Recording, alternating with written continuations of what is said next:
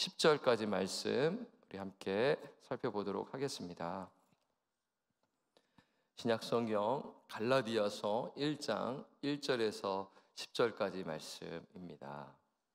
찾으셨으면 하나님의 말씀 우리 교독하겠습니다.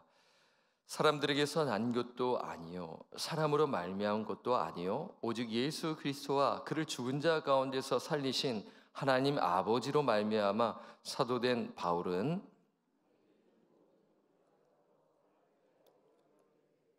우리 하나님 아버지와 주 예수 그리스도로부터 은혜와 평강이 있기를 원하노라. 그리스도께서 하나님 곧 우리 아버지의 뜻을 따라 이 악한 세대에서 우리를 건지시려고 우리 죄를 대속하기 위하여 자기 몸을 주셨으니 영광이 그에게 세세토록 있을지어다. 아멘. 그리스도의 은혜로 너희를 부르신 이를 이같이 속히 떠나 다른 복음을 따르는 것을 내가 이상하게 여기노라. 다른 복음은 없나니 다만 어떤 사람들이 너희를 교란하여 그리스도의 복음을 변하게 하려 함이라. 그러나 우리나 혹은 하늘로부터 온 천사라도 우리가 너에게 전한 복음 외에 다른 복음을 전하면 저주를 받을지어다. 우리가 전에 말하였거니와 내가 지금 다시 말하노니 만일 누구든지 너희가 받은 것 외에 다른 복음을 전하면 저주를 받을지어다. 이제 내가 사람들에게 좋게 하리야 하나님께 좋게 하리야 사람들에게 기쁨을 구하리야. 내가 지금까지 사람들의 기쁨을 구하였다면 그리스도의 종이 아니니라. 아멘. 오늘 말씀을 나누기 전 죄송한 말씀을 드립니다. 지난 화요일에 화요일 본문이 아닌 월요일 본문으로 말씀을 나누었죠. 꼼꼼히 살피지 못해서 죄송합니다. 오늘부터 우리는 갈라디아서 말씀을 묵상합니다. 오늘 갈라디아서 말씀을 볼 때 우리 성도님들 어떤 느낌이 드셨어요? 엄중한 느낌을 받지 않으셨나요? 상당히 바울이 좀 쓰는데 호전적이고 참 경고의 메시지가 있음을 우리는 확인했습니다. 바울이 기록한 서신을 우리가 보통 보면 바울이 교회를 향해 은혜와 평강이 있기를 원하노라. Grace and peace to you in Christ Jesus. 이렇게 하면서 인사말을 하지 않습니까? 그리고 난 후 바울은 성도들을 위해 기도를 합니다. 여러분 바울 서신을 보시면 바울이 항상 성도들을 위해 기도하는 기도 내용이 나오고요. 그리고 또 바울은 또 격려를 잘하는 또 사도 아니겠어요? 그래서 성도들의 그 믿음이 성장하고 있는 것에 하나님께 감사하는 내용이 나와요. 그리고 성도들을 또 칭찬하고 격려하면서 이 세워지는 내용이 이 서신 서두에 나와 있습니다. 그러나 이 갈라디아서를 보게 되면 이러한 내용이 없습니다. 사실 여러분 문제 많은 고린도 교회를 향해서도 칭찬을 했던 바울은 갈라디아 교회를 향해서는 은혜와 평강이 있기를 원하로 하고 이 바로 본론으로 들어가는 거예요. 서론이 되게 짧다라는 것입니다. 바울이 이렇게 본론으로 빨리 들어간 이유는 무엇일까요? 그것은 교회에 심각한 문제가 있었기 때문입니다. 한번 6절 말씀을 함께 보겠습니다. 6절 말씀 함께 읽겠습니다. 시작. 그리스도의 은혜로 너희를 부르신 이를 이같이 속히 떠나 다른 복음을 쫓는 것을 내가 이상히 여기노라. 그렇죠? 지금 바울은 갈라디아 교회 문제를 거론하고 있어요. 그것은 무엇이냐면 성도들이 다른 복음을 쫓고 있었다라는 거예요. 여기서 이상히 여기는 것은 놀라는 것을 의미합니다. 바울이 놀라는 이유는 무엇입니까? 6절에 분명히 나와 있습니다. 그리스도의 은혜로 갈라디아 교인들을 부르신 하나님을 속히 어떻게 했죠? 떠나 다른 복음을 쫓았기 때문입니다. 이것이 교회의 큰 문제였습니다. 여러분 6절에 떠나라는 단어는 헬라어로 메테티테스테인데요. 이 단어는 어떤 사람의 충성을 옮기다라는 의미가 담겨져 있어요. 이 용어는 군대에서 반란을 일으키거나 탈영하는 군사들에게 사용되었던 단어이죠. 한마디로 교회 안에 영적 탈영병이 있었다라는 것이죠. 그렇지 않습니까? 군생활 하신 우리 성도님들 잘 아실 거예요. 군생활 하다가 동료가 탈영하면 부대가 발칵 뒤집어지지 않습니까? 지금 교회 안에 이러한 영적 탈영병이 있었다라는 것을 말씀하고 있어요. 그런데 질문이 생기는 것이죠. 갈라디아 교인들이 하나님을 떠나 다른 복음을 쫓는 이유가 무엇인가? 그것이 무엇인가? 어떠한 사연이 있었는가입니다. 그것은 거짓 교사들의 가르침 때문입니다. 자, 7절에 나와 있습니다. 한번 7절을 함께 읽겠습니다. 시작. 다른 복음은 없나니 다만 어떤 사람들이 너희를 요란케 하여 그리스의 복음을 변하려 함이라. 바울은 분명히 선포합니다. 다른 복음은 없다. 그러니까 복음은 예수의 복음밖에 없는데 지금 어떤 사람들이 다른 복음을 만든 것이죠. 여기서 어떤 사람들, 7절에서 어떤 사람들은 누구일까요? 거짓 교사들입니다. 정확하게 말씀드리면 유대주의자들이라고 할 수가 있어요. 그들이 그리스도의 복음을 왜곡하여 비틀어서 교회를 요란케 하는 것입니다. 그래서 이들의 가르침으로 말미암아 성도들이 다른 복음을 쫓고 있었습니다. 그러면 여기서 또 궁금한 게 생기죠. 그러면 이 본문에서 말씀하는 다른 복음은 무엇인가입니다. 이 다른 복음은 뭐 왜곡된 복음이라 할 수 있고 거짓 가르침이라 할 수 있고요.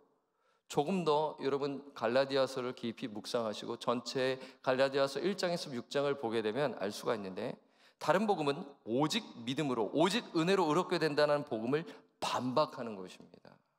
다시요. 이 다른 복음은 오직 믿음으로 오직 은혜로 의롭게 된다는 복음을 반박하는 것이에요. 쉽게 말씀드리면 구원을 위해서는 그리스도를 믿는 믿음만 있어서는 안 된다. 행위가 필요하다라는 것입니다. 그러니까 오늘 본문에서 말씀하는 다른 복음이 참으로 교묘한 것이죠. 왜냐하면 구원을 위해 예수를 믿어야 한다라는 것을 부인하지 않기 때문입니다. 다시 말씀드리면 예수 믿는 믿음만 있어서는 안 되고 할례를 받고 율법을 준수해야 한다는 것이죠. 사랑하는 성도님들, 이단들의 가르침이 이래요. 예수님을 믿어야 한다고 하면서도 다른 것이 첨가되는 것입니다. 이것이 다른 복음이에요. 그래서 이단들의 가르침을 보게 되면 상당히 유사합니다. 그럴싸합니다. 근데 이단이 끝이 다르지 않습니까? 그 단어가 그런 의미입니다. 처음에는 비슷해요. 똑같이 보여요. 근데 끝이 다른 거예요. 그게 이단입니다. 성경 강의가 존 스토턴은 이 갈라디아 교회를 혼란케 한 다른 복음에 대해 이렇게 설명합니다. 한번 제가 읽어드리겠습니다. 그리스도가 시작하신 일을 모세가 끝맺도록 해야 한다. 더 정확히 말하면 그리스도께서 시작하신 일을 우리 자신이 율법에 순종함으로써 끝마쳐야 한다. 그리스도의 사역에 우리의 행위를 덧붙여야 하며 그리스도의 완성되지 않은 사역을 우리가 완성해야 한다라고 이렇게 정리했죠. 그러니까 존 스토트의 설명은 당시 다른 복음을 가르치는 자들의 주장을 정리하는 것인데요, 한마디로 믿음 플러스 행위가 있어야 구원을 받는다라는 것이에요. 이것이 다른 복음입니다. 다른 말로 하면 행위의 복음이죠. 오늘 현대 교회 안에 율법주의 영향이 있어요. 어떻게 예수 믿는 믿음으로 구원을 얻을 수 있어? 우리가 구원을 얻기 위해서는 선한 일도 해야 하고 구제도 해야 하고 도덕적으로 깨끗한 삶을 살아야 구원을 얻는 것이 아니야 라며 유혹을 하고 있죠.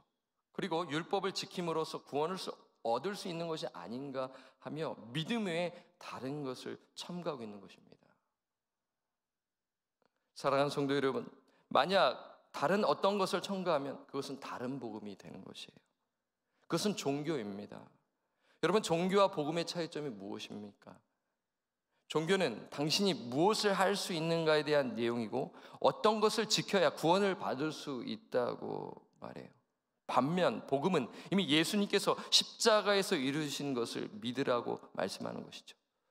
종교는 무엇을 해라, 너가 무엇을 해야 구원을 얻을 수 있다.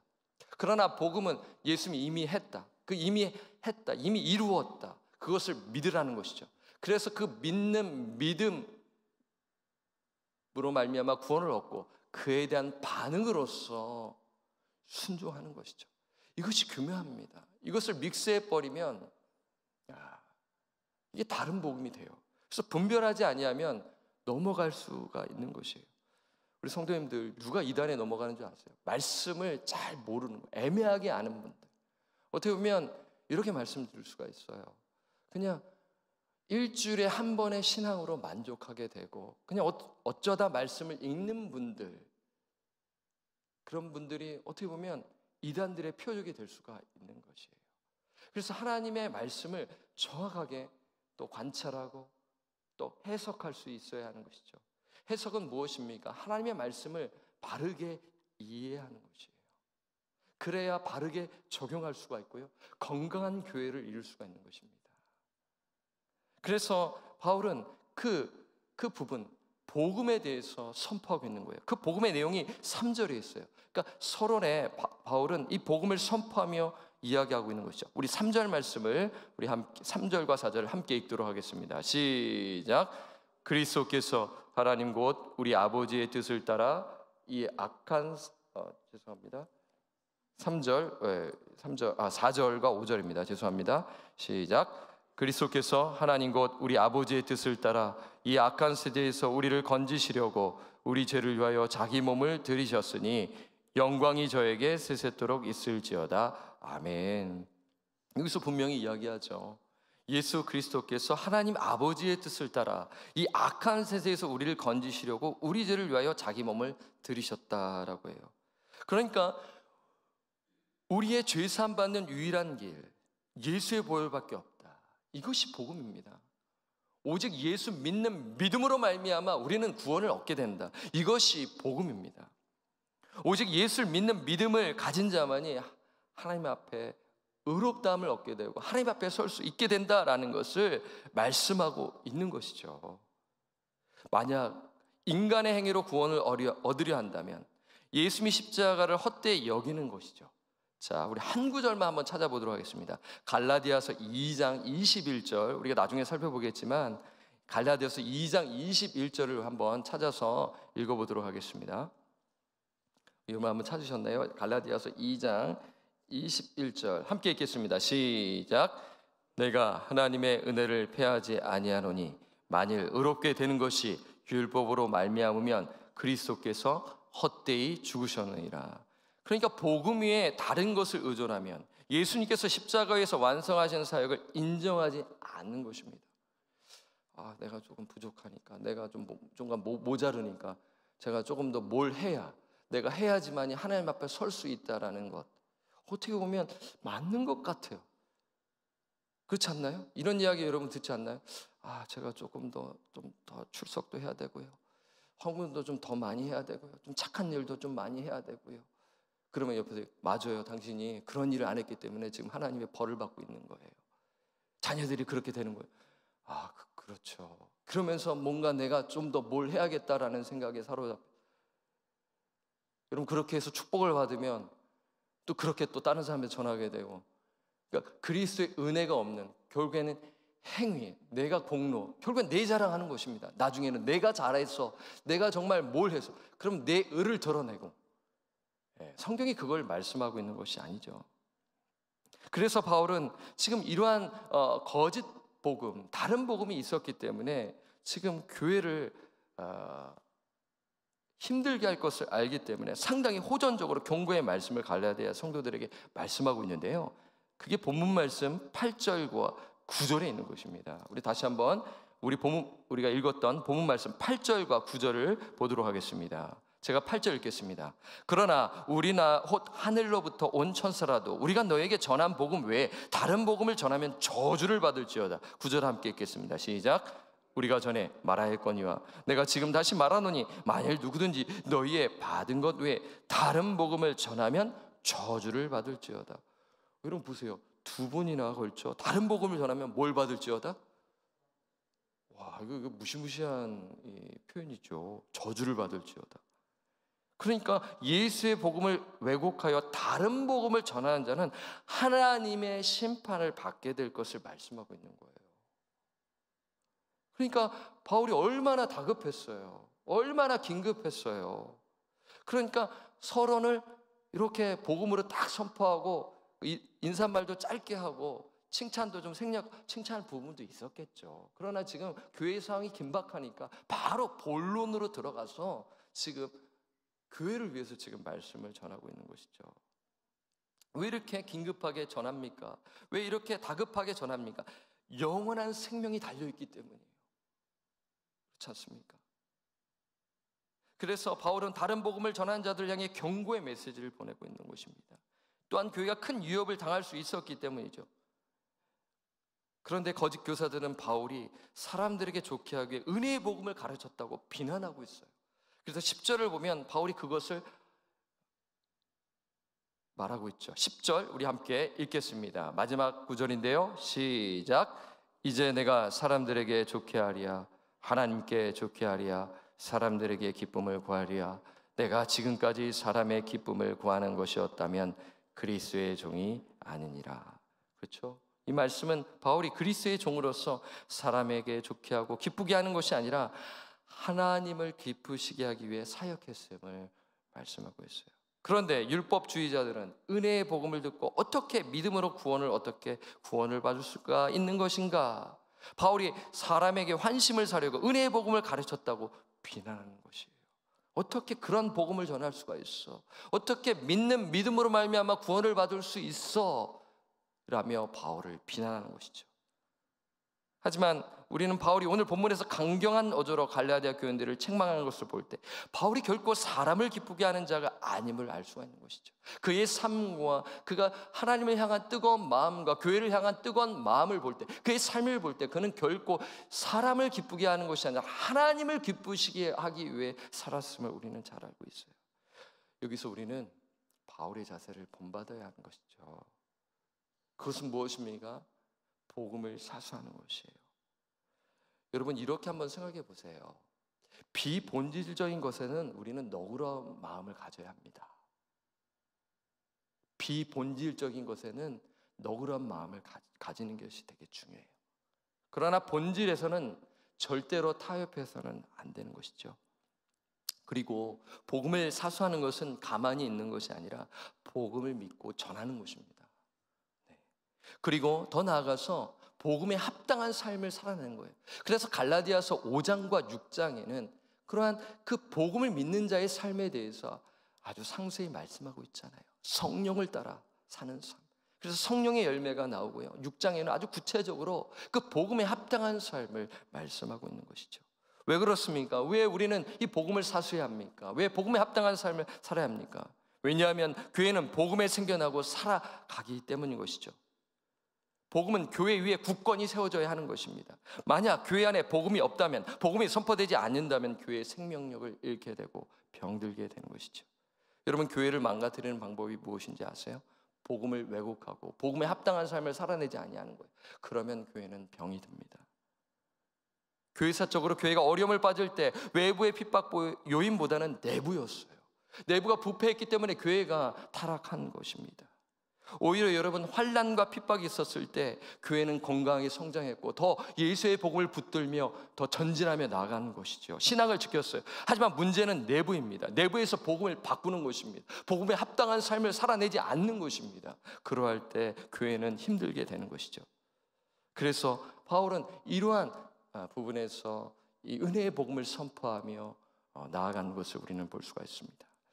그래서 오늘 성도님들, 이 말씀을 기억하시면서 정말 복음으로 사시는 우리 성도님 되시기를 간절히 축복합니다. 그래서 정말 하나님의 영광을 위해서 사도 바울처럼 복음을 사수할 뿐만 아니라 복음에 합당한 삶을 살아내어서 건강한 교회, 하나님이 기뻐하시는 교회를 세워나가시는 저와 우리 성도님들 되시기를 주님의 부탁드리고 간절히 축원합니다. 아멘. 기도하겠습니다. 사랑의 주님, 감사합니다. 오늘부터 저희가 갈라디아서 말씀을 또 묵상합니다. 이 말씀을 묵상할 수 있도록 이끌어 주심에 하나님 앞에 감사 찬양을 올려드립니다.